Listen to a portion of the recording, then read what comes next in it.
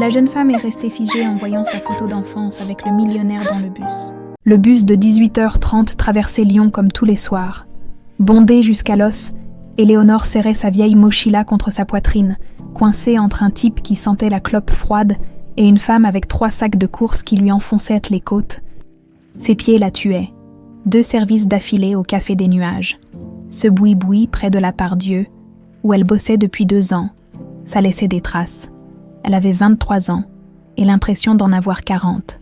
Par la vitre sale, la lumière du crépuscule jetait des reflets orangés sur les façades grises.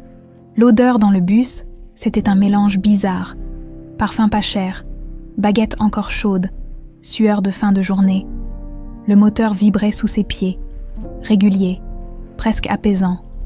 Elle ferma les yeux 1 seconde, juste 1 seconde. Devant elle, un homme en costume sombre essayait tant bien que mal de caler une mallette en cuir contre son ventre. La cinquantaine, cheveux poivre et cils bien coiffés, des chaussures cirées qui n'avaient jamais vu une flaque, le genre de type qu'on croise dans les quartiers chics d'Écully, pas dans un bus de banlieue. Éléonore le remarqua à peine. Elle en avait vu des centaines comme lui au café. Des clients pressés qui commandaient un espresso sans même la regarder. Le bus freina brusquement à un feu rouge. Tout le monde tangua vers l'avant. La mallette de l'homme s'ouvrit d'un coup et son contenu se répandit par terre. Des papiers, un stylo, une montre de luxe et une photo, une vieille photo, jaunie sur les bords, qui glissa jusqu'aux pieds d'Éléonore. Elle se pencha machinalement pour la ramasser. Ses doigts touchèrent le papier glacé, un peu gondolé par le temps, et le monde s'arrêta. Sur la photo, un homme plus jeune, beaucoup plus jeune, mais le même, souriant, en jean et chemise blanche, debout dans un jardin immense, et contre sa jambe, les bras serrés autour de son genou, une petite fille en robe jaune avec des couettes, 5 ans, peut-être 6, un sourire éclatant, des yeux brillants. Éléonore connaissait cette photo, elle la connaissait. Son cœur se mit à battre comme un tambour fou. Ses mains tremblèrent. Elle leva les yeux vers l'homme qui ramassait ses affaires, gêné, murmurant des excuses en boucle. Il ne l'avait pas encore remarqué. C'était lui et la petite fille sur la photo. C'était elle. « Mademoiselle, ça va ?» La voix de l'homme la sortit de sa transe. Il la fixait maintenant, un peu inquiet, tendant la main vers la photo qu'elle serrait entre ses doigts. « Vous allez bien ?» répéta-t-il. Elle ouvrit la bouche. Aucun son ne sortit. Son cerveau hurlait 100 choses à la fois, mais sa gorge était nouée, bloquée. Elle voulait dire « C'est moi sur cette photo ». Elle voulait dire « Qui êtes-vous » Elle voulait crier, pleurer, lui attraper le bras et exiger des réponses, mais elle ne dit rien. Elle lui tendit la photo d'une main tremblante. Il la prit, la glissa dans sa mallette sans même la regarder vraiment, marmonna un « merci » distrait, et se retourna vers la porte. Le bus s'arrêta. Bellecour, il descendit. Éléonore resta plantée là, figée, incapable de bouger. Les portes se refermèrent. Le bus repartit. Autour d'elle, les gens continuaient à parler, à consulter leur téléphone, à vivre comme si rien ne venait de se passer. Mais pour elle, tout venait d'exploser. Elle rentra chez elle comme un automate, son studio dans le quartier de la Guillotière, 20 mètres carrés sous les toits, avec une fenêtre qui fermait mal et une plaque électrique qui marchait 1 fois sur 2. Elle jeta son sac par terre et s'effondra sur le lit. Ses mains tremblaient toujours. Elle fouilla dans son sac à dos, tout au fond, là où elle gardait les seules choses qui comptaient vraiment, une petite boîte en métal cabossée, à l'intérieur, une photo presque identique à celle qu'elle venait de voir dans le bus. Presque. Sur celle-ci, le visage de l'homme avait été arraché, déchiré avec rage, comme si quelqu'un avait voulu l'effacer de l'image. Il ne restait que la petite fille en robe jaune, souriante, les bras tendus vers un vide. Éléonore retourna la photo. Au dos, une écriture tremblante, presque effacée par le temps. Léo et papa. Juin 2007. Léo, c'était comme ça que sa mère l'appelait. Elle sortit aussi le 2e objet de la boîte. Un petit pendentif en forme d'étoile, argenté, usé, avec la moitié d'une inscription gravée. Et Léo. Le reste avait été cassé net, comme si l'étoile avait été brisée en 2. 18 ans qu'elle portait ce truc autour du cou. 18 ans qu'elle se demandait où était l'autre moitié. Et maintenant, elle savait, ou du moins, elle croyait savoir. Elle attrapa son téléphone d'une main fébrile et tapa dans Google « Laurent Delcourt Lyon ». Les résultats s'affichèrent en quelques secondes. Laurent Delcourt, entrepreneur et philanthrope lyonnais, fondateur du groupe Delcourt Industries, des photos, des dizaines de photos, lui en costume lors de galas de charité, lui serrant la main de politiciens, lui inaugurant un nouveau bâtiment, toujours le même visage sérieux, élégant, distant. Elle cliqua sur un article du Progrès datant de 3 mois. Laurent Delcourt, veuf depuis 2007, continue son engagement pour les enfants en difficulté, sans descendance. Il consacre sa fortune à des œuvres caritatives. Veuf sans descendance, Éléonore relut la phrase, puis une deuxième fois, puis une troisième, sans descendance, sans descendance. Elle sentit quelque chose se fissurer dans sa poitrine, une douleur ancienne, enfouie, qui remontait d'un coup comme une lame rouillée, si cet homme était son père. Et putain, cette photo ne mentait pas. Pourquoi le monde entier croyait-il qu'il n'avait pas d'enfant ? Pourquoi lui croyait-il qu'il n'avait pas d'enfant ? Qu'est-ce qui s'était passé ? Elle ferma les yeux. Des flashs, des images floues, fragmentées, qui lui revenaient par vagues depuis toujours. Un grand jardin avec des rosiers, une maison immense avec des escaliers en marbre, une femme qui criait sous la pluie, des mains qui l'attiraient, qui l'arrachaient, une voiture, un bâtiment gris, des barreaux aux fenêtres, l'orphelinat. Elle se souvenait de l'orphelinat, des années là-bas, des familles d'accueil qui se succédaient, qui la renvoyaient encore et encore, trop triste, trop renfermée, trop compliquée.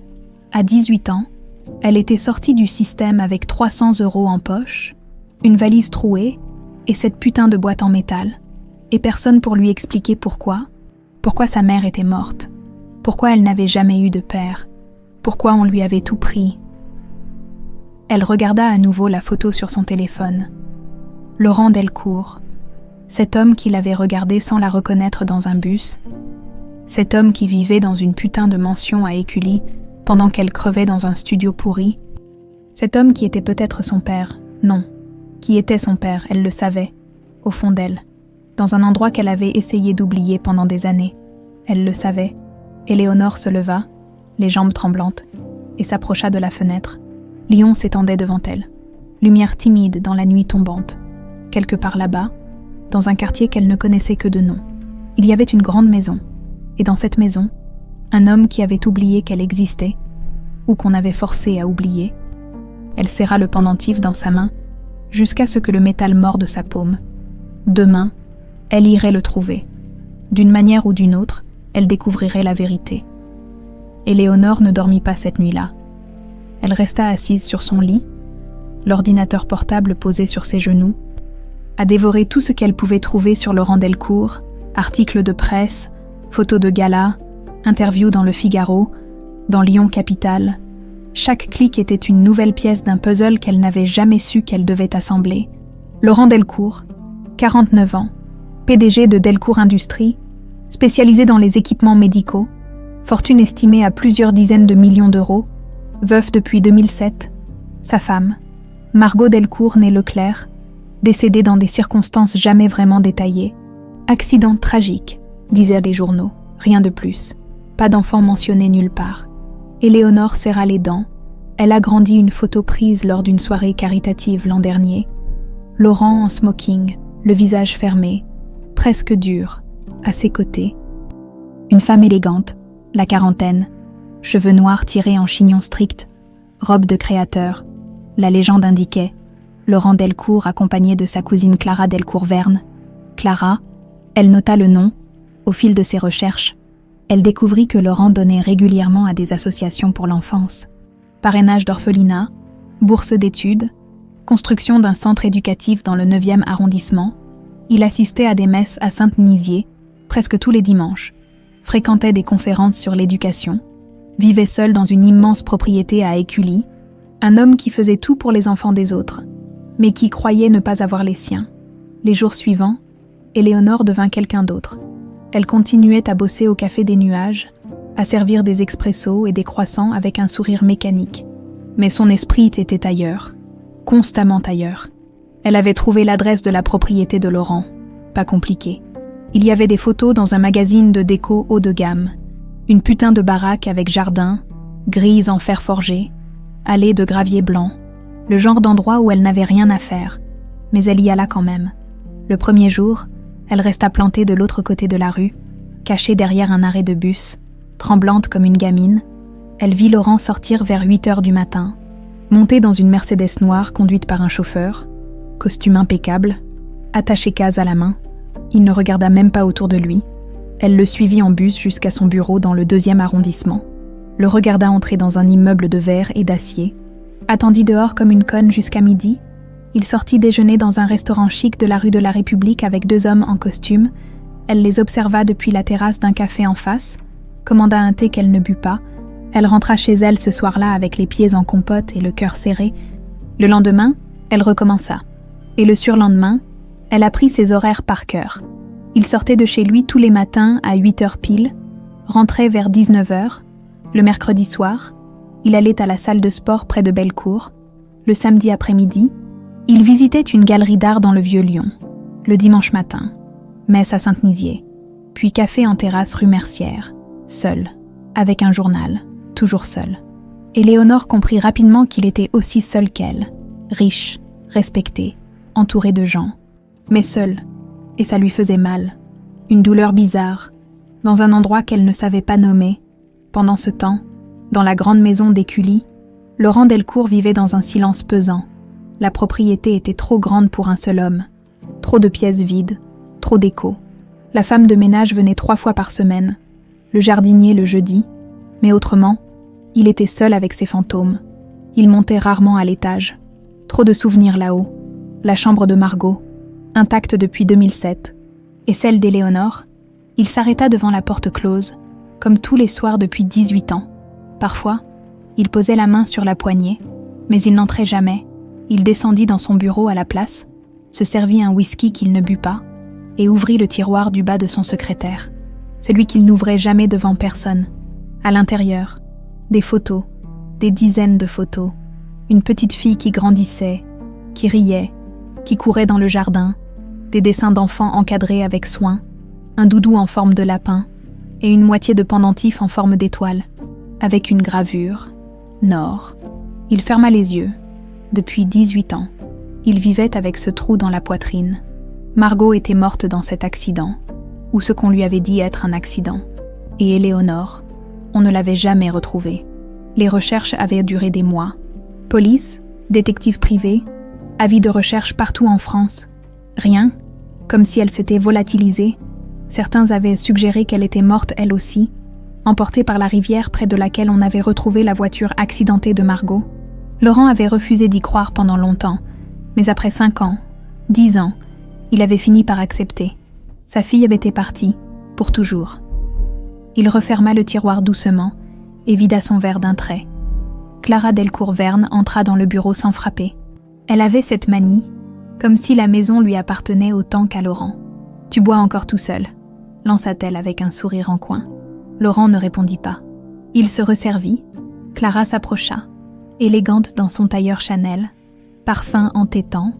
42 ans, divorcée 2 fois, sans enfant, elle gravitait autour de Laurent depuis toujours, présente à chaque événement, chaque dîner, chaque décision importante, indispensable, disait-elle. « J'ai organisé le gala de vendredi prochain », annonça-t-elle en s'asseyant sur le bord du bureau. « Tout est prêt, 200 invités, presse, ministre, tu vas adorer, MMH. Laurent, sérieusement, tu pourrais faire un effort, c'est pour ta fondation. » Il leva enfin les yeux vers elle. « Je fais des efforts. » Clara. Elle soupira, se leva, fit le tour du bureau.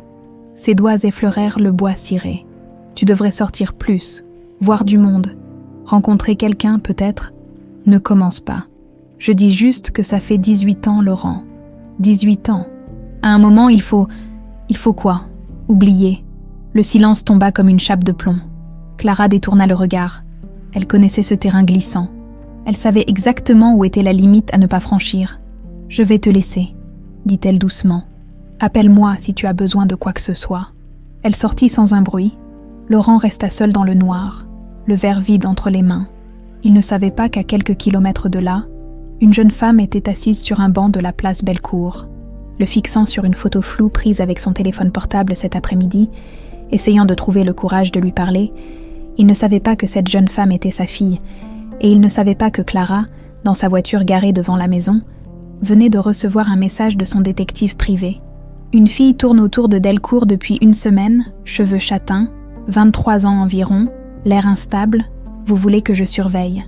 Clara tapa sa réponse d'un doigt rageur. Oui, surveille, et tiens-moi au courant de tout. Elle démarra en trombe. Personne ne viendrait foutre en l'air ce qu'elle avait mis 18 ans à construire. L'affiche était collée sur la vitrine d'un café près de la mairie du 3e. Gala de bienfaisance pour l'enfance en difficulté. Vendredi 15 novembre, 19h, hôtel de ville. Recherche bénévole pour le service. Éléonore arracha un des numéros de téléphone qui pendaient en bas de l'affiche. C'était peut-être la pire idée qu'elle ait jamais eue. Ou la meilleure. Elle ne savait plus trop. 2 jours plus tard, elle se retrouva dans les cuisines immenses de l'hôtel de ville, vêtue d'un chemisier blanc emprunté à une collègue et d'un pantalon noir qui la serrait un peu trop.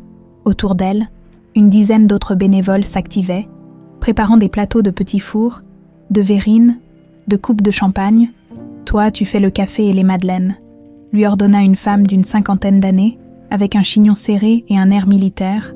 Table au fond du grand salon. Tu souris, tu sers, tu dégages. Compris ? Compris. Éléonore attrapa son plateau et se dirigea vers le grand salon. Ses mains tremblaient légèrement. Elle avait passé la nuit à se préparer mentalement, à répéter ce qu'elle allait dire si elle croisait Laurent. « Bonjour, monsieur Delcourt. Je m'appelle Éléonore. J'ai quelque chose à vous montrer. Simple, direct. Pas de quoi paniquer. » Sauf qu'elle paniquait complètement. Le grand salon était déjà à moitié rempli. Des gens en robe de soirée, en costume sur mesure, qui discutaient avec des verres à la main, lumière tamisée, musique classique en fond sonore, odeur de parfum cher qui se mélangeait. Éléonore se sentait comme un imposteur. Elle s'installa derrière sa table, disposa les tasses, les madeleines dorées, la cafetière fumante, et elle attendit. À 19h30, il entra. Laurent Delcourt, en smoking noir, chemise blanche impeccable, bouton de manchette discret mais probablement hors de prix. Il était accompagné de Clara, sublime dans une robe longue bleu nuit, qui épousait parfaitement sa silhouette. Ils marchaient côte à côte, lui distant et sérieux. Elle souriante et saluant tout le monde, le cœur d'Éléonore se mit à battre si fort qu'elle crut qu'il allait exploser. Elle baissa la tête, versa du café dans une tasse d'une main tremblante. « Calme-toi, respire, t'as le droit d'être là. » Pendant 1 heure, elle servit du café, sourit mécaniquement aux invités, écouta des conversations insipides sur des investissements, des voyages aux Maldives, des rénovations de résidences secondaires. Laurent était de l'autre côté de la salle, entouré d'hommes en costume qui lui parlaient avec déférence. Clara ne le quittait pas d'une semelle, vers 20h30. Il se dirigea enfin vers la table des boissons chaudes. Éléonore sentit son estomac se nouer. Il s'approcha, prit une tasse vide, attendit qu'elle la remplisse. Elle leva les yeux vers lui, de près. Elle pouvait voir les rides fines autour de ses yeux, les quelques cheveux gris sur ses tempes. Il avait l'air fatigué, triste, même. « Bonsoir », murmura-t-elle. « Bonsoir », répondit-il machinalement sans vraiment la regarder. Elle prit son courage à 2 mains. « Monsieur Delcourt ». Il leva les yeux, surpris qu'elle connaisse son nom. Leurs regards se croisèrent. Une fraction de seconde, quelque chose passa dans ses yeux. Une lueur, une hésitation. Mais disparut aussitôt. « Il faut que je vous parle », continua-t-elle d'une voix mal assurée. « C'est important. Ça concerne Laurent. » La voix de Clara claqua comme un fouet. Elle venait de traverser la salle à une vitesse impressionnante et se plaça entre eux avec un sourire glacial. « On te cherche partout. Le maire veut te parler. Viens !» Elle prit le bras de Laurent fermement, presque possessivement. « Mais elle voulait me... »« Ça peut attendre », coupa Clara en se tournant vers Éléonore. « N'est-ce pas, mademoiselle ?» Le ton était poli. Les yeux, eux, disaient autre chose. « Dégage !» Éléonore sentit ses joues s'enflammer. Elle voulait protester, insister, mais les mots restèrent coincés dans sa gorge. Laurent hésita une seconde. regarda Éléonore avec une expression étrange, presque curieuse, puis se laissa entraîner par Clara. Éléonore resta plantée là, la cafetière à la main, le cœur battant à tout rompre. Merde, merde, merde. Elle avait raté sa chance. De l'autre côté de la salle, Clara guidait Laurent vers un groupe d'hommes politiques. Mais son esprit était ailleurs. Elle avait vu le regard de cette fille, l'intensité, le désespoir, et surtout, elle avait vu le pendentif qui brillait à son cou, une étoile, une demi-étoile argentée. Clara sentit un frisson glacé lui parcourir l'échine. Non, c'est impossible. Elle jeta un coup d'œil discret par-dessus son épaule. La fille les observait toujours, les yeux brillants, les poings serrés le long du corps. Clara resserra sa prise sur le bras de Laurent et plaqua son plus beau sourire. « Tu as l'air distrait ce soir », dit-elle doucement. « Tout va bien ?» Laurent fronça les sourcils. Cette fille, elle voulait me dire quelque chose. Une admiratrice probablement, ou une journaliste, tu sais comment ils sont. Elle avait l'air... Laurent, franchement, le maire t'attend. Concentre-toi, s'il te plaît. Il hocha la tête, mais quelque chose le dérangeait. Il se retourna une dernière fois vers la table des boissons. La jeune fille, elle était toujours là, immobile, le visage pâle. Quelque chose dans ses yeux lui rappelait « Mais quoi ?» Il secoua la tête et se concentra sur la conversation qui commençait. Éléonore resta jusqu'à la fin de l'événement, comme on lui avait demandé. Elle servit encore du café, débarrassa des tasses, sourit poliment, mais son esprit était ailleurs. Vers 23 heures, les invités commencèrent à partir. Elle vit Laurent quitter les lieux, toujours accompagné de Clara qui lui parlait à l'oreille. Ils montèrent dans la Mercedes noire et disparurent dans la nuit. Éléonore rentra chez elle en bus, complètement sonnée. Dans son studio, elle s'effondra sur le lit et sortit le pendentif dessous son chemisier. La demi-étoile brillait faiblement dans la pénombre. Elle avait vu la façon dont Clara l'avait regardée. Ce n'était pas de la méfiance ordinaire, c'était de la peur. Cette femme savait quelque chose. Éléonore en était sûre maintenant. Elle attrapa son téléphone et chercha des informations sur Clara Delcourt-Verne, cousine de Laurent, divorcée, pas d'enfant. Travaillait comme conseillère personnelle pour Laurent depuis des années, vivait dans un appartement de luxe dans le 6e arrondissement, fréquentait les mêmes cercles que lui, proche, très proche, trop proche. Éléonore ferma les yeux et essaya de rassembler ses souvenirs d'enfance. Ce jardin, cette maison, cette femme qui criait sous la pluie, c'était sa mère. Elle en était certaine, mais il y avait quelqu'un d'autre ce jour-là, une silhouette floue dans ses souvenirs, une femme brune, élégante, qui regardait la scène de loin. Qui était-ce? Elle rouvrit les yeux brusquement. Clara, est-ce que c'était possible? Elle se leva d'un bond, alluma l'ordinateur. Si Clara était là ce jour-là, si elle était impliquée d'une manière ou d'une autre, il fallait qu'elle en sache plus, beaucoup plus. Dans la Mercedes qui roulait vers Écully, Laurent regardait par la fenêtre sans vraiment voir le paysage. Clara parlait toujours, racontant quelque chose sur le maire, sur des investissements potentiels, mais il ne l'écoutait plus. Il pensait à cette fille, à ses yeux, à la façon dont elle avait dit « Il faut que je vous parle », comme si c'était une question de vie ou de mort, et ce pendentif à son cou. « Laurent, tu m'écoutes ?» Il sursauta. « Désolé, je suis fatiguée. » Clara sourit, posa une main sur la sienne. « Rentre te reposer. Demain sera une longue journée. » Il hocha la tête. Mais cette nuit-là, dans son bureau, il ouvrit à nouveau le tiroir du bas, sortit la moitié de l'étoile, la fit tourner entre ses doigts sous la lumière de la lampe. Il ne savait pas pourquoi, mais il ne pouvait pas s'empêcher de penser à elle. Éléonore se tenait devant les grilles en fer forgé de la propriété Delcourt, le cœur battant à tout rompre. C'était un dimanche matin. Elle avait attendu toute la semaine, tournant et retournant 100 fois dans sa tête ce qu'elle allait dire, comment elle allait le dire. Elle avait failli renoncer une bonne dizaine de fois, mais ce matin, elle s'était levée avec une certitude. Si elle ne le faisait pas maintenant, elle ne le ferait jamais.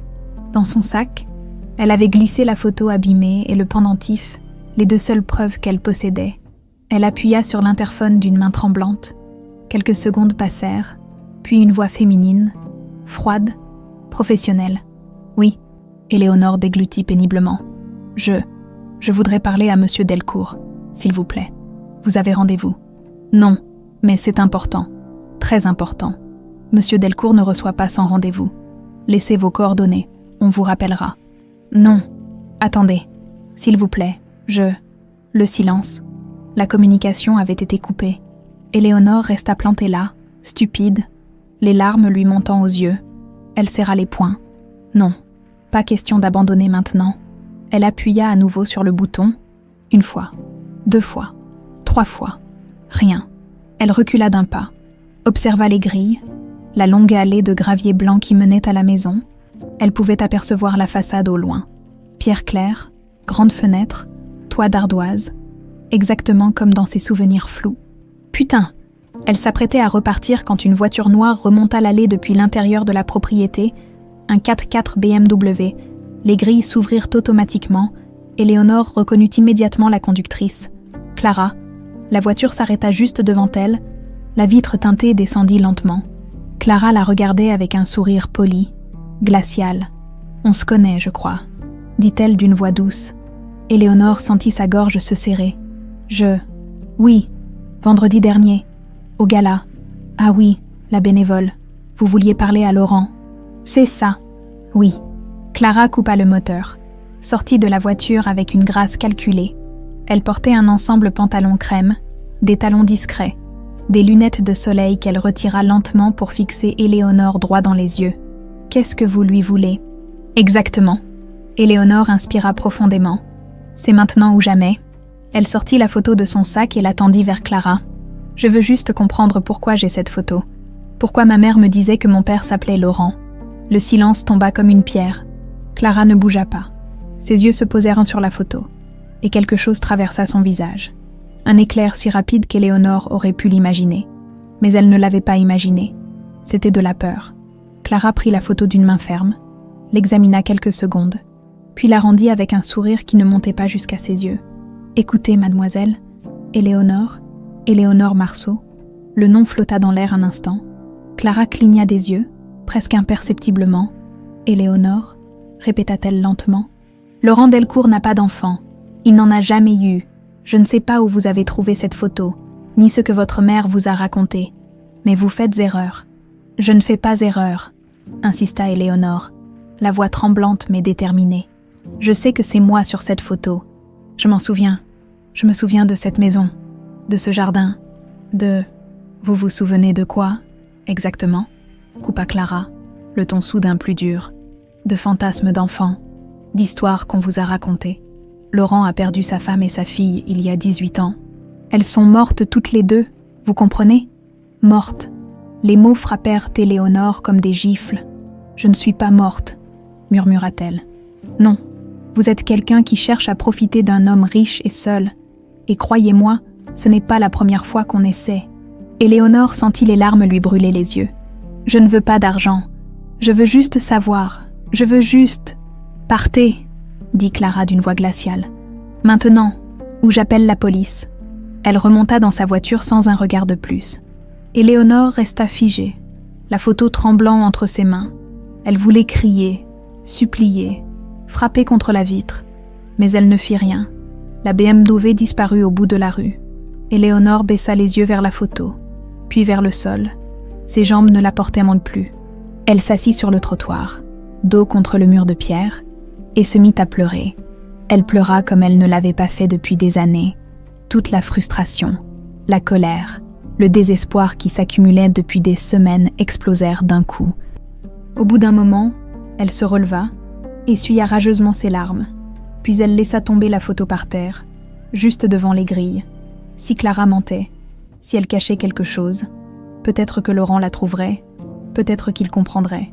C'était son dernier espoir. Elle tourna les talons et partit sans se retourner. Clara remonta l'allée jusqu'à la maison, les mains crispées sur le volant. Elle gara la voiture devant le perron, coupa le moteur et resta assise là, les yeux fixés droit devant elle. Éléonore Marceau, ce nom, ce putain de nom. Elle ferma les yeux et se força à respirer calmement. Après quelques minutes, elle sortit de la voiture et fit quelques pas vers les grilles. Elle aperçut la photo qui traînait sur le gravier. Elle hésita, puis elle la ramassa. C'était la même photo que celle que Laurent gardait dans son tiroir. Exactement la même. Même cadrage, même jardin, même petite fille en robe jaune. Mais celle-ci avait vécu. On voyait les plis, les traces de doigts, les bords écornés. Quelqu'un l'avait gardée, portée, regardée des milliers de fois. Clara sentit quelque chose se fissurer dans sa poitrine. Pendant 18 ans, elle avait tout fait pour que Laurent ne découvre jamais la vérité. Elle avait manipulé les documents, payé des avocats véreux, falsifié des signatures au moment du placement d'Éléonore à l'orphelinat. Elle avait fait croire à Laurent que l'accident de voiture avait emporté Margot et Éléonore, que leur corps n'avait jamais été retrouvé à cause de la rivière en crue. Il l'avait cru, parce qu'il était détruit, parce qu'il avait besoin de croire quelque chose, n'importe quoi, pour pouvoir continuer à vivre, et elle en avait profité. Elle s'était installée dans sa vie, était devenue indispensable, avait géré ses affaires, ses événements, sa solitude. Elle vivait bien, très bien, même voyage, appartement de luxe, carte de crédit illimitée, tout ça grâce à Laurent. Si Éléonore revenait, tout s'effondrait. Clara regarda la photo une dernière fois. Puis elle la glissa dans son sac. Elle ne pouvait pas la laisser là. Laurent ne devait pas la trouver. Pas maintenant. Pas après tout ce temps. Elle remonta vers la maison d'un pas décidé. Laurent était dans son bureau, comme tous les dimanches après-midi, plongé dans ses dossiers. « Tout va bien ?» demanda-t-il en levant les yeux. « Très bien. Juste une livraison. Rien d'important. » Il hocha la tête et replongea dans ses papiers. Clara monta directement dans sa chambre d'invité, celle qu'elle occupait de plus en plus souvent sous prétexte de dîner tardif ou de réunion le lendemain matin. Elle ferma la porte à clé, sortit la photo de son sac et la regarda longuement. Elle aurait dû la déchirer, la brûler, mais elle ne le fit pas. Elle la glissa dans le tiroir de sa table de nuit, sous des magazines, temporairement, se dit-elle, juste le temps de réfléchir à ce qu'elle allait faire. Ce soir-là, Laurent dîna seul dans la grande salle à manger. Clara était repartie en début de soirée, prétextant un rendez-vous. Il mangea sans appétit, perdu dans ses pensées. Il ne savait pas pourquoi, mais il n'arrêtait pas de penser à cette fille du gala, ses yeux, son insistance et ce pendentif. Après le dîner, il monta dans son bureau, ouvrit le tiroir du bas, sortit la moitié de l'étoile. Il la fit tourner sous la lumière. Éléonore. Il murmura le nom dans le vide, quelque part, dans un studio miteux de la Guillotière. Éléonore Marceau était assise sur son lit, les bras serrés autour de ses genoux, le visage enfoui dans ses mains. Elle ne savait pas que la photo qu'elle avait laissée tomber n'était plus là.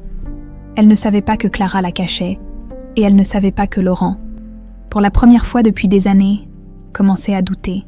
Clara ne dormit pas cette nuit-là. Assise sur le bord de son lit dans l'appartement du 6e arrondissement, elle fixait le tiroir de sa table de nuit comme s'il contenait une bombe.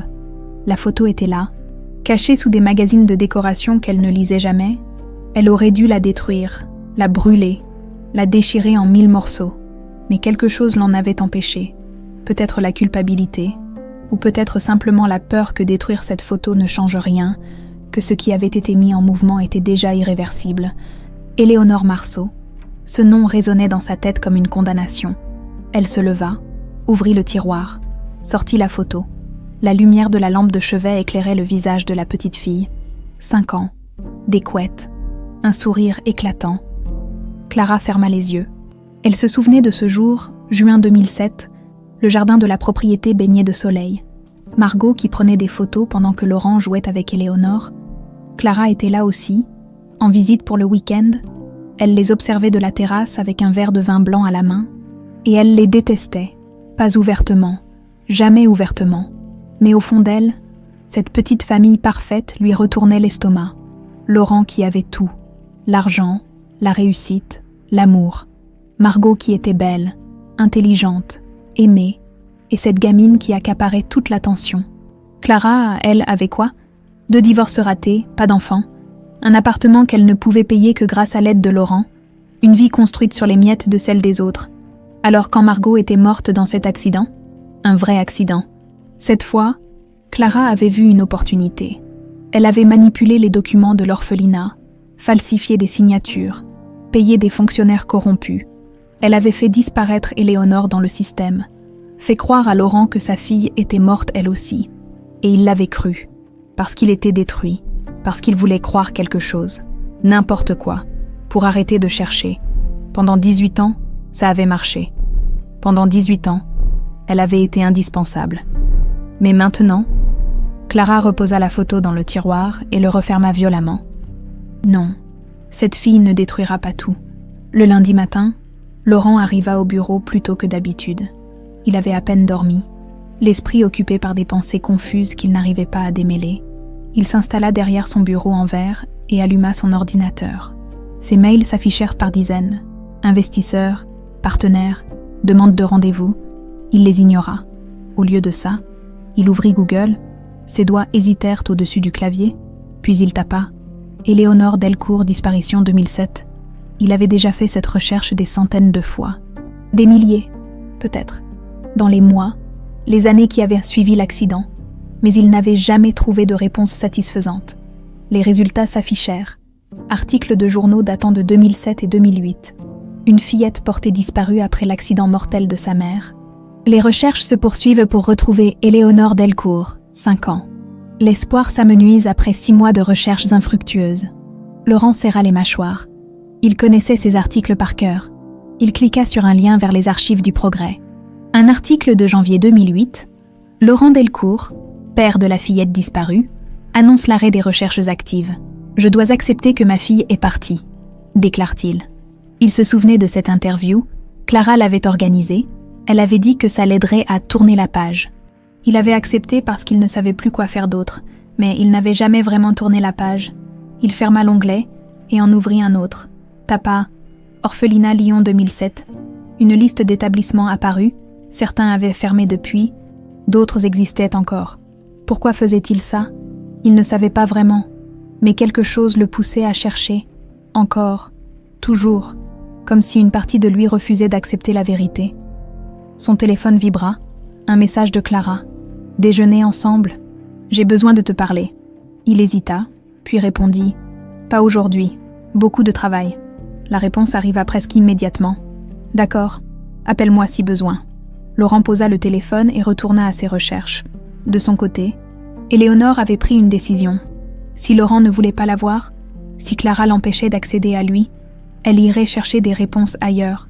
Elle avait passé le dimanche soir et toute la nuit du lundi à fouiller dans ses souvenirs, à essayer de reconstituer ce qui s'était passé après la mort de sa mère. Elle se souvenait d'une femme, une infirmière peut-être, ou une assistante sociale. Cheveux gris, lunettes rondes, voix douce. Elle venait régulièrement voir sa mère avant l'accident. Elle lui apportait des médicaments, parlait avec elle pendant des heures. Éléonore avait essayé de retrouver son nom pendant des années, en vain. Mais maintenant, elle avait un nouveau point de départ. Le nom de sa mère, Margot Delcourt. Elle se rendit à la mairie du 3e arrondissement et demanda à consulter les archives publiques, actes de décès, certificats médicaux, tout ce qu'elle pouvait trouver.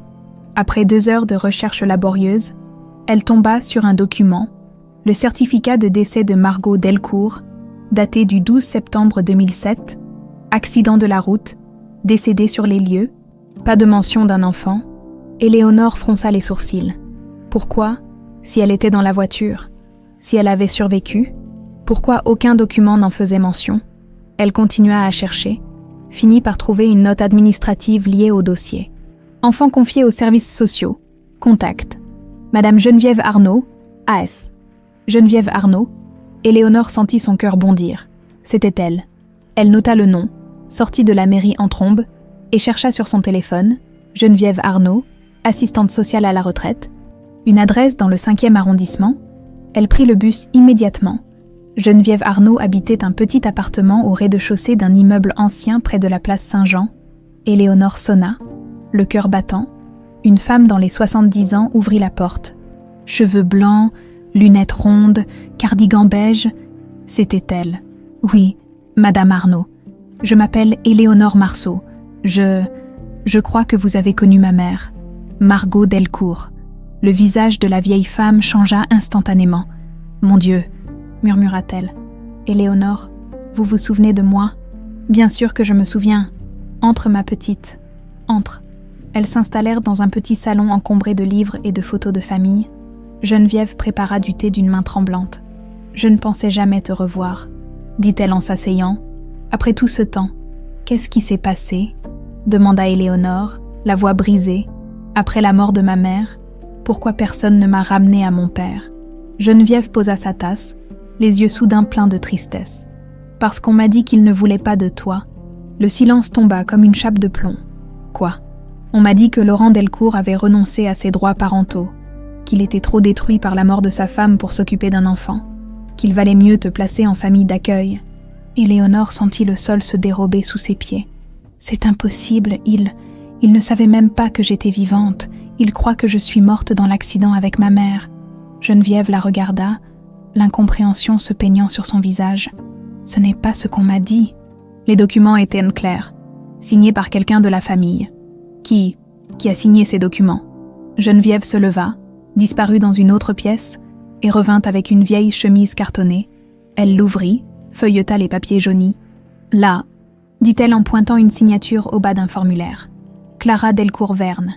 Elle s'est présentée comme la cousine de Laurent. Elle a dit qu'elle agissait en son nom. » Éléonore sentit une rage froide l'envahir. « Cette salope », murmura-t-elle. Geneviève posa une main sur son bras. « Ta mère, elle ne voulait pas se séparer de toi, tu sais. Jamais. Jusqu'à la fin, elle parlait de Laurent, de vous retrouver tous les trois. Mais il y avait quelqu'un qui... Clara. Oui. Elle venait souvent.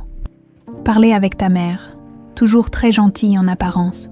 Mais ta mère avait peur d'elle. Je m'en souviens maintenant. » Éléonore ferma les yeux. Tout s'éclairait enfin. Clara avait tout orchestré, tout manipulé, et Laurent ne savait rien. Ce soir-là, Laurent rentra chez lui épuisé. Il monta directement dans son bureau, ouvrit le tiroir du bas, sortit la moitié de l'étoile, il la serra dans sa main. Quelque part dans Lyon, Éléonore faisait exactement la même chose. Et entre eux, cachés dans un tiroir d'appartement luxueux, une photo attendait d'exploser comme une bombe à retardement. Laurent passa les 3 jours suivants dans un état étrange, comme s'il évoluait entre deux mondes. En apparence, tout était normal. Réunion, signature de contrat, déjeuner d'affaires. Mais en réalité, son esprit était ailleurs. Il avait commencé à creuser, discrètement, méthodiquement. Le mercredi matin, il se rendit aux archives départementales sous prétexte d'une recherche pour la Fondation. Il demanda à consulter les dossiers des services sociaux de 2007. Il fallut 3 heures pour retrouver le dossier de placement d'Éléonore Delcourt. Quand il l'ouvrit, ses mains tremblèrent. Fillette de 5 ans, orpheline de mère, père ayant renoncé à ses droits parentaux, placement en urgence dans le système de protection de l'enfance. Laurent relut la phrase plusieurs fois. Le sang battant à ses tempes, renoncer à ses droits parentaux. Impossible. Il n'avait jamais signé un tel document. Jamais. Il tourna les pages, cherchant la signature qui l'accusait d'avoir abandonné sa fille.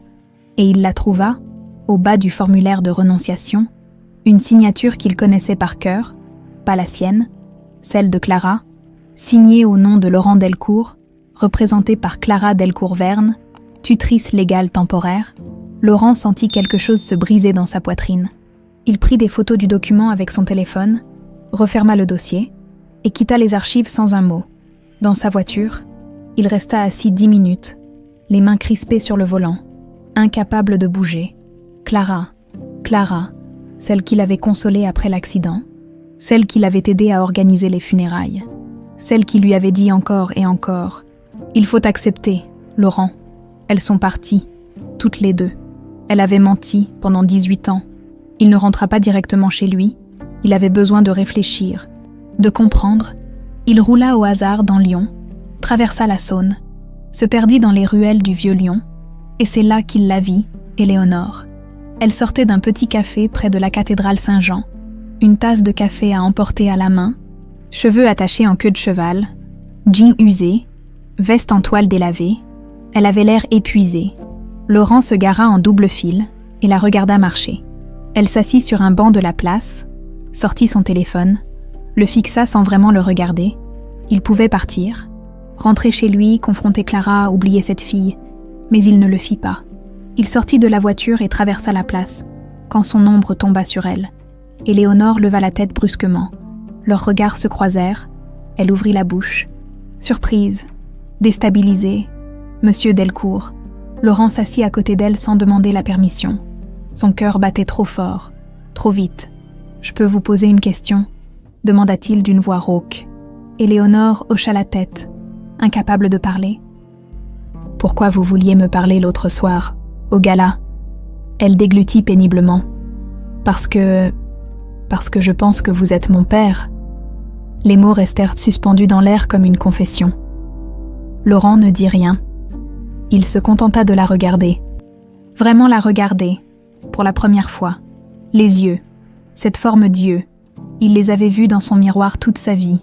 Le nez, celui de Margot, la bouche, la sienne. « Mon Dieu, vous avez une preuve » murmura-t-il. Éléonore fouilla dans son sac d'une main tremblante et en sortit le pendentif. La demi-étoile argentée brilla sous la lumière du jour. Laurent sentit le sol basculer sous lui. Il sortit lentement de sa poche l'autre moitié, celle qu'il portait toujours sur lui, même s'il ne savait pas vraiment pourquoi. Éléonore retint son souffle. Il approcha les deux morceaux. Ils s'emboîtèrent parfaitement, formant une étoile complète avec une inscription gravée. Éléonore. Ils restèrent là, figés, à regarder l'étoile réunifiée. « C'était à vous », murmura Laurent. « Je l'avais fait faire pour votre 5e anniversaire. » Margot en portait une moitié, vous l'autre. Éléonore sentit les larmes lui monter aux yeux. « Alors c'est vrai, vous êtes... votre père ?» finit-il d'une voix brisée. « Oui. » Le silence tomba. Éléonore pleura silencieusement. Laurent resta immobile, les yeux fixés sur l'étoile dans leurs mains jointes. « Je croyais que vous étiez morte, » dit-il finalement. « On m'a dit que vous étiez morte avec votre mère dans l'accident. J'ai cherché pendant des mois, des années, mais on ne vous a jamais retrouvée. Alors j'ai fini par accepter. »« Clara, » murmura Éléonore. « C'est Clara qui a tout fait. Elle a falsifié les documents. Elle m'a fait disparaître. » Laurent ferma les yeux. Il savait déjà. Mais l'entendre dire à voix haute rendait la trahison encore plus insupportable. « Je sais, » dit-il. « Je viens de voir les papiers. Elle a signé en mon nom. Elle a dit aux services sociaux que je renonçais à vous. » Éléonore sentit une rage froide l'envahir. « Pourquoi ? Pourquoi elle a fait ça ?» Laurent secoua la tête. « Je ne sais pas. Mais je vais le découvrir. » Il se leva brusquement. Éléonore se leva aussi, paniquée. « Qu'est-ce que vous allez faire ? Ce que j'aurais dû faire il y a 18 ans. Mais d'abord, j'ai besoin d'une preuve irréfutable. Un test ADN. Est-ce que vous accepteriez ?»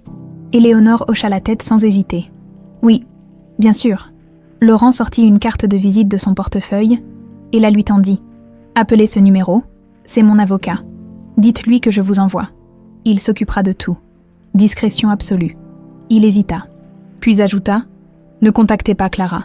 Ne lui dites rien. Elle ne doit pas savoir qu'on se parle. Pas encore. » « D'accord. » Laurent fit mine de partir, puis se retourna. « Éléonore, oui, je suis désolée pour tout, pour ces 18 ans, pour ne pas avoir cherché plus longtemps. Pour... Vous ne saviez pas, coupa-t-elle doucement. Ce n'est pas votre faute. Mais ils savaient tous les deux que c'était plus compliqué que ça. » Laurent repartit vers sa voiture. Éléonore resta sur le banc, le pendentif serré dans sa main, pour la première fois depuis des semaines. Elle sentit quelque chose qui ressemblait à de l'espoir. Le soir même, Laurent se rendit au café des Nuages, où Éléonore lui avait dit qu'elle travaillait. Il s'installa au fond, commanda un espresso qu'il ne but pas, et l'observa servir les clients avec efficacité malgré la fatigue visible sur son visage. Quand elle passa près de lui pour débarrasser une table, il fit semblant de lire son journal, mais discrètement, il récupéra le verre qu'elle venait d'utiliser pour boire de l'eau et le glissa dans un sac en plastique pour le test ADN. Il ne voulait rien laisser au hasard. Même s'il savait déjà, même si son cœur le savait depuis le début, cette fille était sa fille, il quitta le café sans qu'elle le remarque et se rendit directement au laboratoire privé que son avocat lui avait recommandé. Il déposa le verre et un échantillon de sa propre salive. « Combien de temps ?» demanda-t-il. « 48 heures, 72 maximum. » Laurent hocha la tête et repartit. Clara appela ce soir-là. « Tu m'évites » dit-elle d'une voix douce mais tendue. « Je suis occupée » répondit Laurent froidement. « Occupée à quoi ?»« Des affaires, un silence. » Clara n'était pas dupe. « Laurent, Si quelque chose ne va pas, tu peux m'en parler. Tu sais que je suis là pour toi, menteuse. Pensa-t-il. Manipulatrice, garce. Tout va bien. Clara, je te rappelle demain. Il raccrocha sans lui laisser le temps de répondre. Puis il monta dans son bureau, s'assit dans le noir et regarda la moitié de l'étoile qu'il avait récupérée. Dans son studio, Éléonore faisait la même chose. Et quelque part dans un appartement du 6e arrondissement, Clara fixait son téléphone avec une expression indéchiffrable. Quelque chose était en train de lui échapper. Elle le sentait, et elle avait peur. Le vendredi matin, Laurent reçut l'appel qui l'attendait. « Monsieur Delcourt, laboratoire Gentest à l'appareil. Vos résultats sont prêts. » Il était dans son bureau. Seul, la main qui tenait le téléphone tremblait légèrement.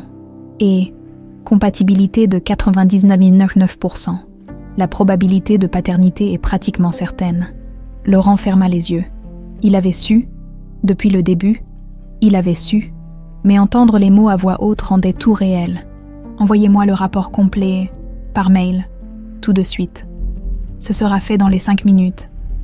Laurent raccrocha et resta assis là, immobile, le regard perdu dans le vide. Sa fille était vivante, Pendant 18 ans, il avait vécu dans un mensonge. Pendant 18 ans, il s'était réveillé chaque matin avec ce trou dans la poitrine, cette culpabilité qui le rongeait. Il avait cru qu'il avait échoué à protéger les 2 personnes qu'il aimait le plus au monde. Mais Éléonore n'était pas morte. Elle avait survécu. Elle avait grandi, seule, dans des orphelinats, des familles d'accueil, puis dans un studio miteux à gagner sa vie comme serveuse. Pendant qu'il vivait dans une putain de mansion, la rage monta en lui comme une vague brûlante. Clara, Clara.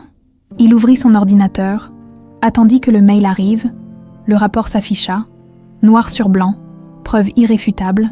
Il l'imprima en 3 exemplaires, les glissa dans une chemise cartonnée, puis il appela son avocat, Maître Blanchard. « J'ai besoin de vous. Tout de suite. À 15h. » Laurent était assis dans le bureau feutré de son avocat, un homme de 60 ans aux tempes grisonnantes et à l'air sévère. « Montrez-moi tout, » dit Blanchard en ajustant ses lunettes. Laurent étala les documents sur la table. Le rapport de paternité, les papiers falsifiés des services sociaux avec la signature de Clara, les archives du placement d'Éléonore.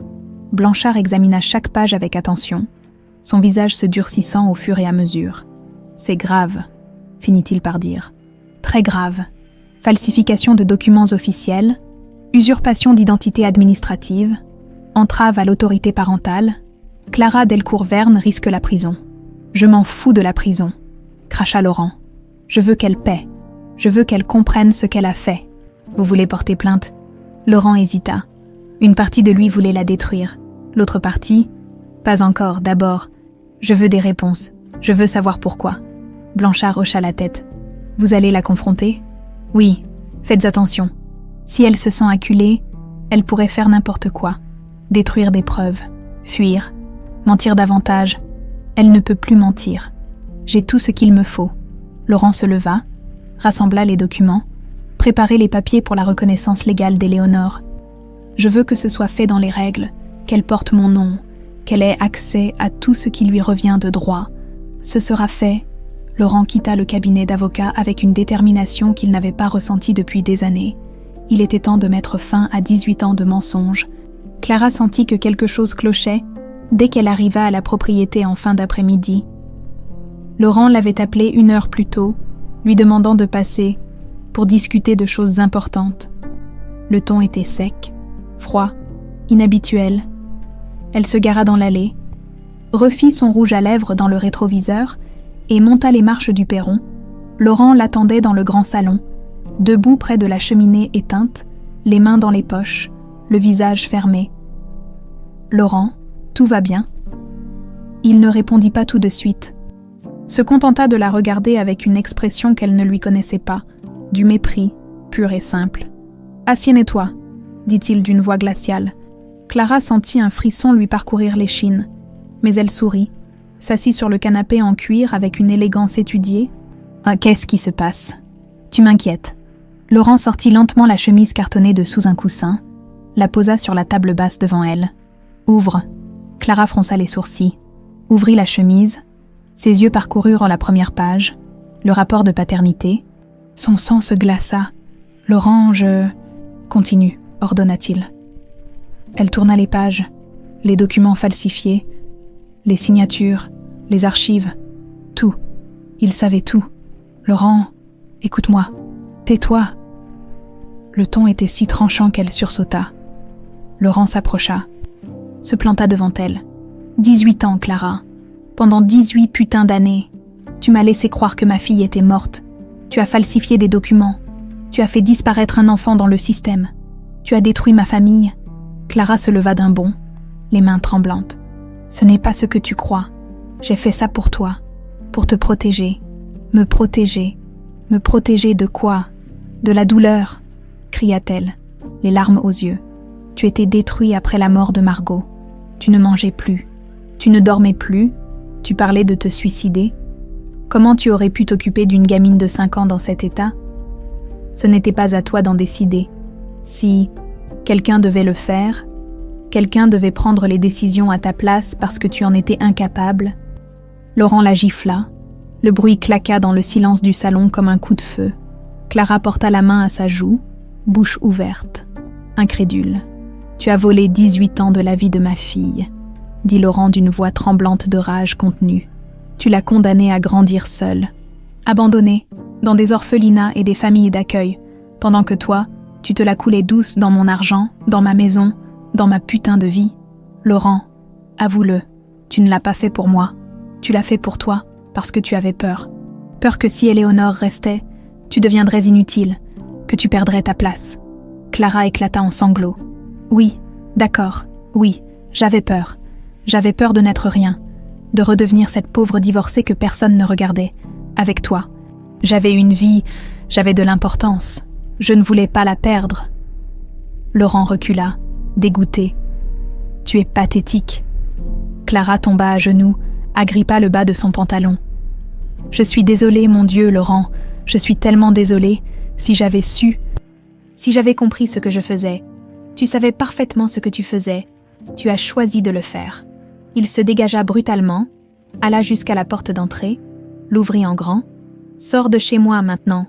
Laurent, s'il te plaît, sors. » Clara se releva péniblement, les jambes tremblantes, le maquillage coulé sur son visage. Elle passa devant lui sans oser le regarder. Sur le perron, elle se retourna une dernière fois. « Et maintenant, qu'est-ce que tu vas faire ?» Laurent la regarda avec un mélange de pitié et de dégoût. « Je vais retrouver ma fille. Et toi, tu vas payer, d'une manière ou d'une autre. Tu vas payer pour ce que tu as fait. » Il claqua la porte. Clara resta plantée là quelques secondes, puis tituba jusqu'à sa voiture. Elle démarra en trombe, les mains crispées sur le volant, les larmes l'aveuglant presque. Elle avait tout perdu, tout. Laurent s'effondra sur le canapé, la tête dans les mains. C'était fini.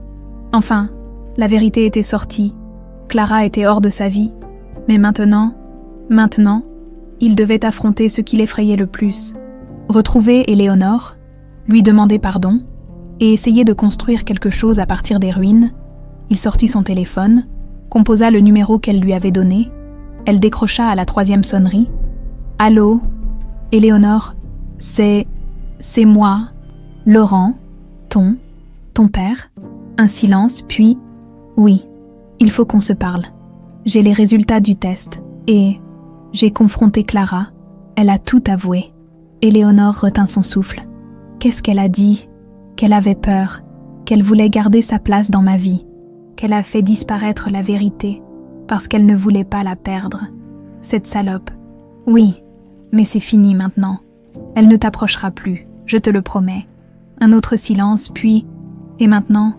Laurent ferma les yeux. Maintenant, j'aimerais essayer de te connaître. Si tu veux bien, si tu peux me pardonner de ne pas avoir cherché plus longtemps, de ne pas avoir su. Éléonore sentit les larmes couler sur ses joues. Je ne sais pas si je peux te pardonner, pas encore, mais je veux essayer de comprendre. C'est tout ce que je demande. Ils restèrent en ligne quelques secondes, silencieux, liés par cette vérité enfin révélée. « Demain, dit Laurent, viens chez moi demain. On parlera, on commencera. »« D'accord, » murmura Éléonore. Elle raccrocha et s'effondra sur son lit, le téléphone serré contre sa poitrine. Enfin, Laurent passa la nuit à tout préparer. Il voulait que ce soit parfait, ou du moins aussi parfait que possible dans les circonstances. Ce n'était pas seulement une rencontre entre un père et sa fille, c'était la réparation de 18 ans d'injustice, et il voulait que le monde entier le sache. Le samedi matin, il convoqua une réunion d'urgence à la propriété, pas n'importe quelle réunion. Il invita ses principaux associés, les membres du conseil d'administration de Delcourt Industries, son avocat, quelques journalistes triés sur le volet, et même le maire de Lyon. 50 personnes au total, tous arrivèrent intrigués, certains inquiets. Laurent Delcourt n'organisait jamais ce genre de rassemblement sans raison majeure. Dans le grand salon transformé en salle de conférence improvisée, les invités prirent place sur des chaises disposées en demi-cercle. Des murmures circulaient. Qu'est-ce qui se passe? Pourquoi cette urgence? Il va annoncer sa retraite. Laurent se tenait debout près de la cheminée, en costume gris sobre, les traits tirés mais le regard déterminé. À ses côtés, Maître Blanchard avec sa mallette en cuir. À 11 heures précises, la porte s'ouvrit. Éléonore entra, les jambes tremblantes. Elle portait la seule robe correcte qu'elle possédait. Une robe noire simple achetée dans une friperie. Et ses cheveux étaient attachés en un chignon maladroit. Elle avait l'air terrifiée. Tous les regards convergèrent envers elle. Laurent s'approcha, lui tendit la main. Elle la prit, reconnaissante d'avoir quelque chose à quoi se raccrocher. « Merci d'être venu », murmura-t-il. « Je ne sais pas si je peux faire ça », chuchota-t-elle. « Tu n'es pas seule. »« Je suis là. » Il la guida jusqu'au centre de la pièce. Le silence était total. Laurent inspira profondément. « Merci à tous d'être venus si rapidement. Je sais que cette convocation était inhabituelle, mais ce que j'ai à vous dire ne pouvait pas attendre. » Il marqua une pause, laissa son regard balayer l'assistance. « Il y a 18 ans, j'ai perdu ma femme Margot dans un accident de voiture. On m'a dit à l'époque que j'avais aussi perdu ma fille Éléonore, qu'elle avait disparu dans l'accident et qu'on ne l'avait jamais retrouvée. J'ai cherché pendant des années, puis j'ai fini par accepter qu'elle était morte. » Les murmures reprirent. Certains connaissaient l'histoire, d'autres découvraient, mais elle n'était pas morte, continua Laurent, la voix tremblante. Elle était vivante. Quelqu'un m'a menti, quelqu'un de très proche, quelqu'un en qui j'avais confiance. Il fit un geste vers Éléonore. Voici Éléonore Marceau, ma fille, celle qu'on m'a volée. L'assistance explosa en exclamations étouffées. Les journalistes se penchèrent en avant. Les associés échangèrent des regards incrédules. Laurent sortit de sa poche les 2 moitiés du pendentif et les assembla devant tous. L'étoile scintilla sous les lumières. Ce pendentif, je l'avais fait faire pour son 5e anniversaire.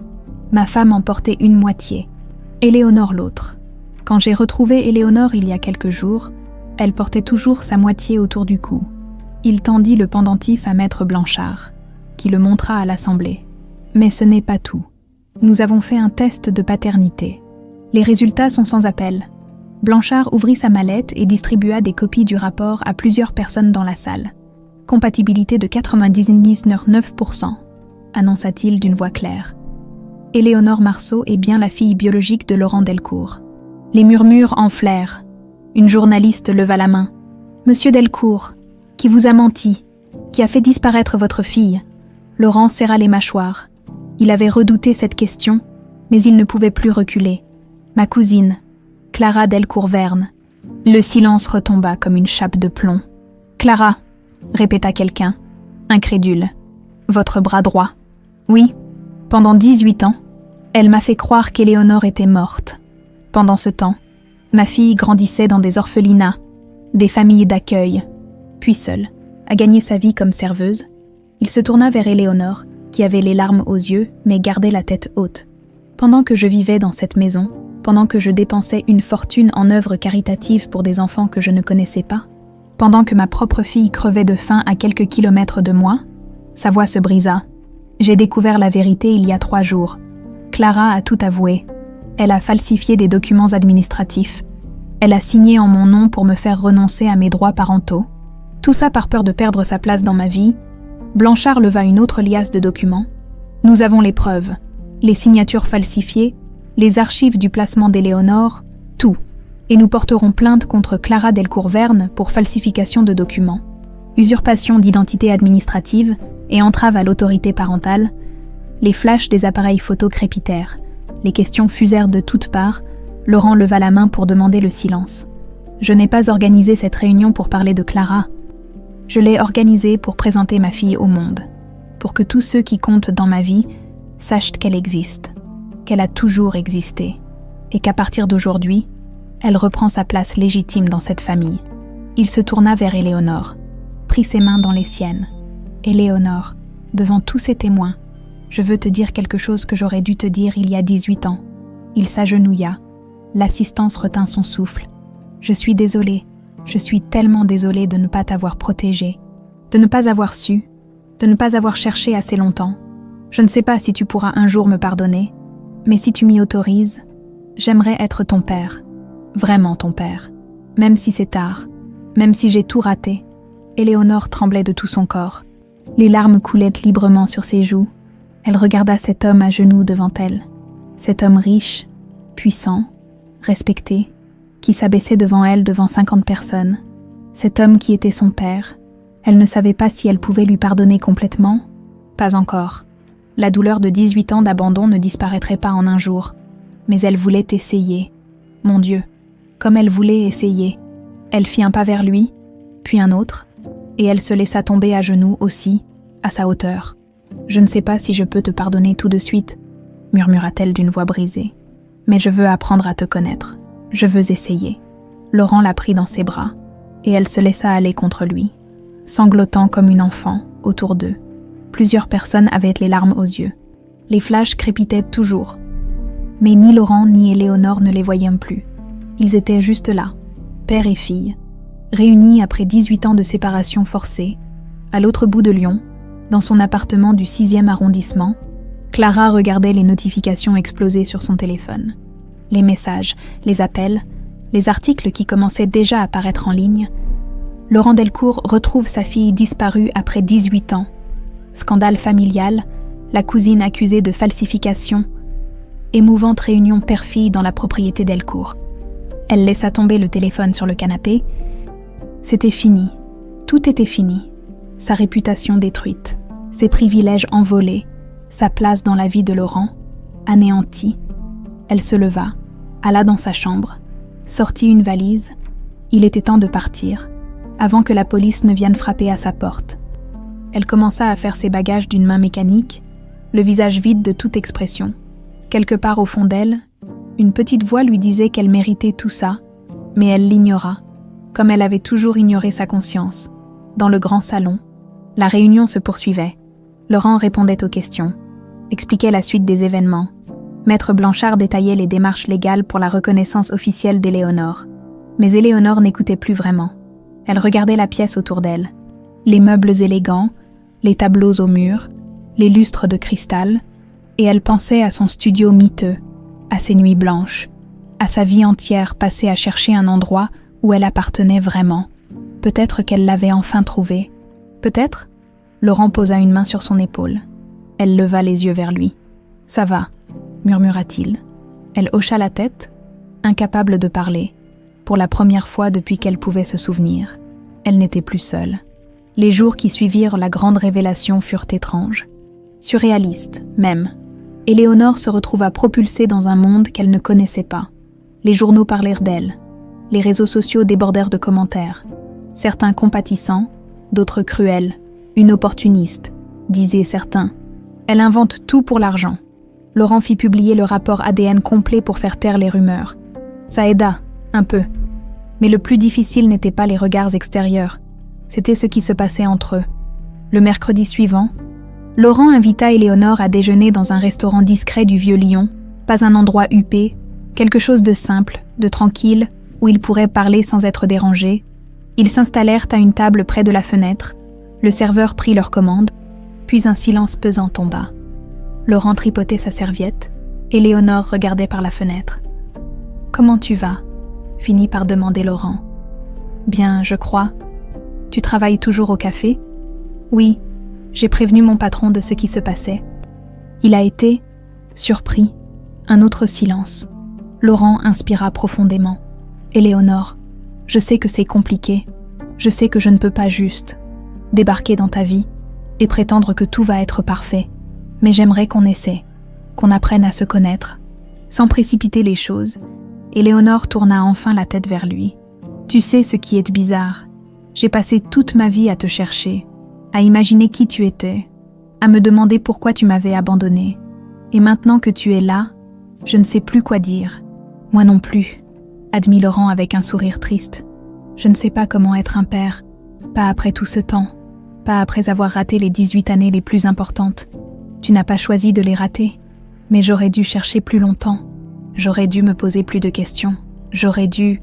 Arrête, coupa Éléonore doucement. On ne peut pas revenir en arrière. On ne peut que... avancer. Laurent hocha la tête. Ses yeux étaient rouges.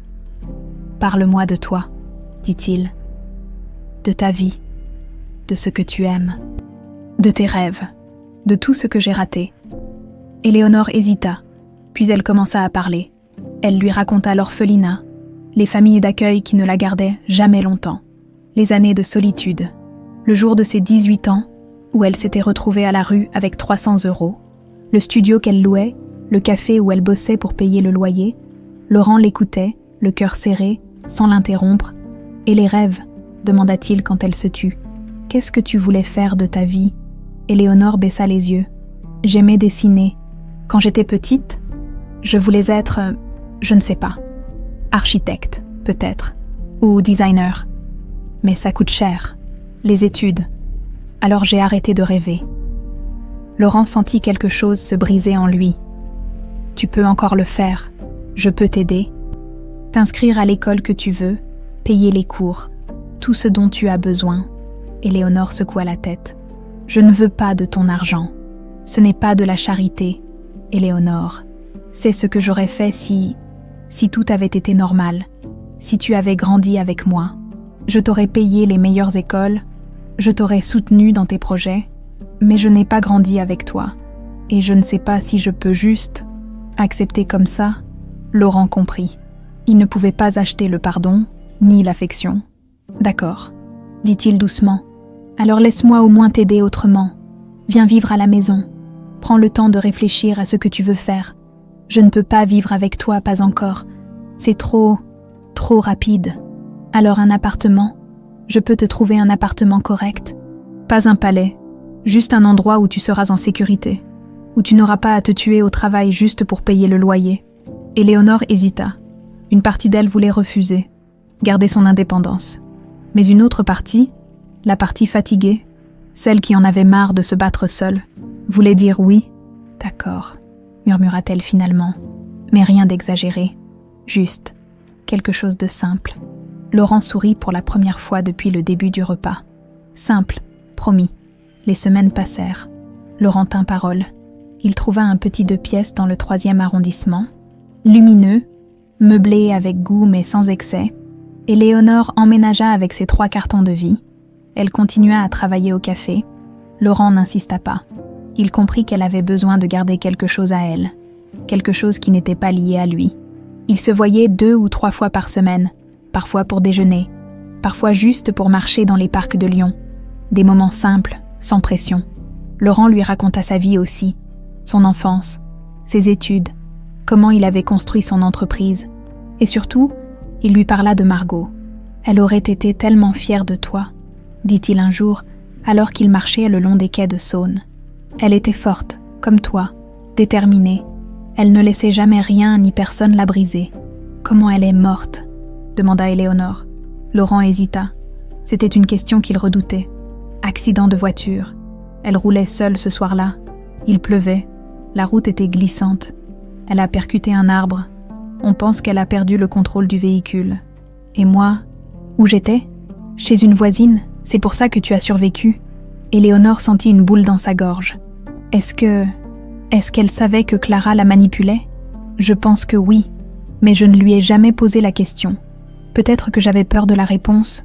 Ils marchèrent en silence pendant quelques minutes. « Je veux aller sur sa tombe », dit soudain Éléonore. Laurent s'arrêta surpris. « Tu es sûr ? » ?»« Oui, j'ai besoin je ne sais pas, de lui dire au revoir, pour de vrai cette fois, le samedi suivant. » Ils se rendirent ensemble au cimetière de Loyasse, une matinée fraîche d'automne, le ciel couvert mais sans pluie. Laurent guida Éléonore à travers les allées, jusqu'à une tombe sobre en granit noir, une simple inscription, Margot Delcourt, 1975-2007, épouse aimée, mère dévouée, tu nous manques. Éléonore s'agenouilla devant la pierre, posa une main dessus. Salut, maman, murmura-t-elle. C'est moi, Éléonore. Je sais que ça fait longtemps. Désolée de ne pas être venue plus tôt, je ne savais pas où tu étais. Laurent recula de quelques pas pour lui laisser de l'intimité.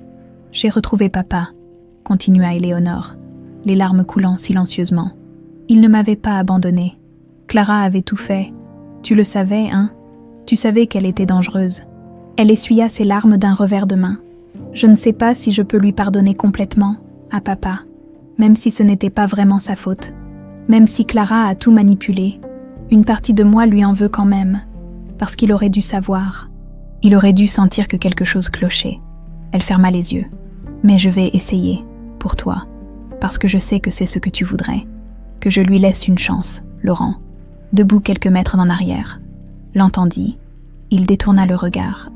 La gorge serrée, Éléonore resta agenouillée encore quelques minutes, puis elle se releva, s'approcha de Laurent. Merci de m'avoir amené ici. Tu veux revenir seul un jour? Peut-être, oui.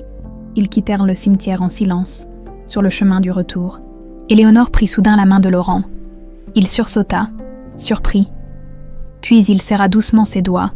Ce n'était pas un pardon complet, pas encore. Mais c'était un début. Le soir même, Laurent reçut un appel de Maître Blanchard. Clara Delcourt-Verne a quitté le pays. Elle est partie en Suisse. On a lancé un mandat d'arrêt, mais ça va prendre du temps. Laurent soupira. Laissez tomber. Je ne veux plus entendre parler d'elle. Vous êtes sûr? On peut la poursuivre, la faire extrader. Non. Elle a perdu tout ce qui comptait pour elle. C'est suffisant. Il raccrocha et monta dans son bureau, ouvrit le tiroir où il gardait les toiles réunifiées. Il l'avait fait encadrer. Bientôt, il l'accrocherait dans le salon, à côté d'une photo qu'il venait de faire imprimer, lui et Éléonore, prise la semaine dernière lors d'un déjeuner. Il ne souriait pas vraiment, juste un petit sourire timide, maladroit. Mais c'était un début, et pour Laurent, c'était tout ce qui comptait.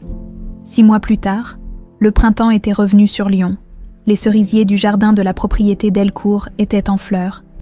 Comme il l'avait été 18 ans plus tôt, ce jour où une petite fille en robe jaune souriait à l'objectif, Éléonore se tenait dans ce même jardin, les mains dans les poches de son jean, observant les pétales blancs qui tombaient doucement sur l'herbe.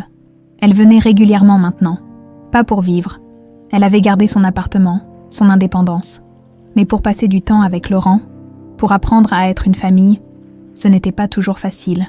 Il y avait des moments de silence gênants, des non-dits qui pesaient un lourd, des souvenirs douloureux qui remontaient sans prévenir.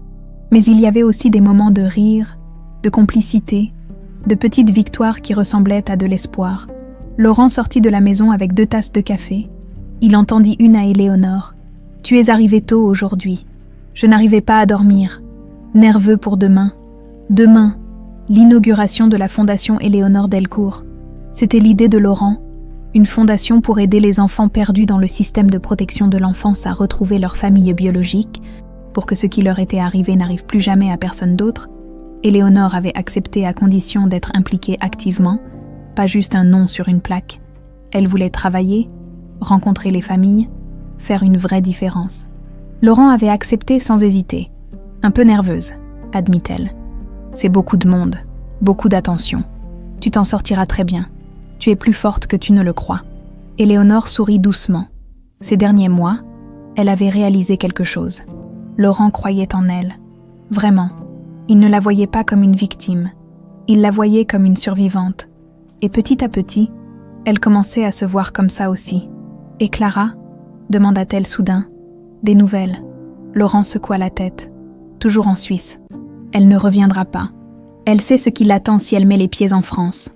Un procès, des années de prison potentielle, la honte publique. Clara avait choisi l'exil. Tu penses à elle parfois ?» demanda Éléonore. « Oui, je pense à la personne qu'elle aurait pu être. Si elle n'avait pas laissé sa peur la contrôler, tu lui pardonnes ?» Laurent réfléchit longuement. « Je ne sais pas. Je lui en veux encore, pour ce qu'elle t'a fait, pour ce qu'elle nous a volé. Mais je sais aussi que la haine ne sert à rien. Elle ne nous rendra pas le temps perdu. Éléonore hocha la tête. Elle comprenait. Elle aussi avait appris à lâcher prise.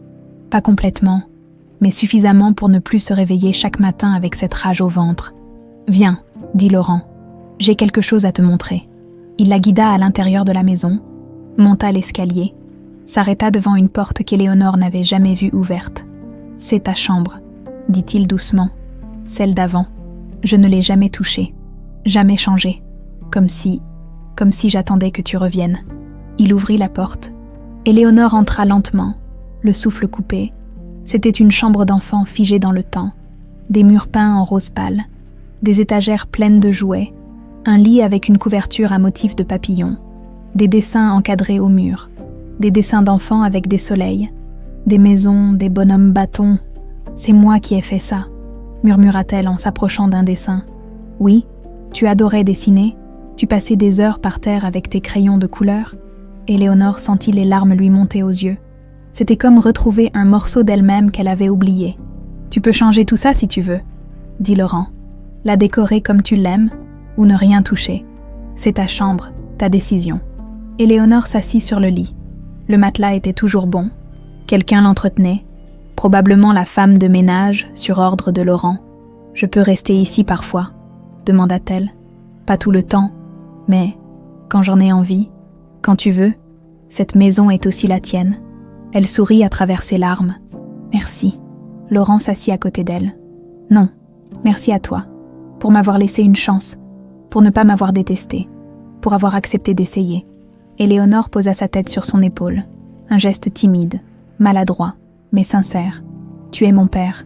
Je ne pouvais pas te détester éternellement. » Ils restèrent assis là un long moment, entourés des souvenirs d'une enfance volée, mais pas oubliée. Le lendemain, l'inauguration de la fondation Éléonore Delcourt attira une foule impressionnante. Journalistes, politiciens, travailleurs sociaux, familles qui cherchaient à leurs enfants disparus, enfants qui cherchaient à leurs parents. Laurent prononça un discours sobre et émouvant. Il parla de pertes, de retrouvailles, d'espoir.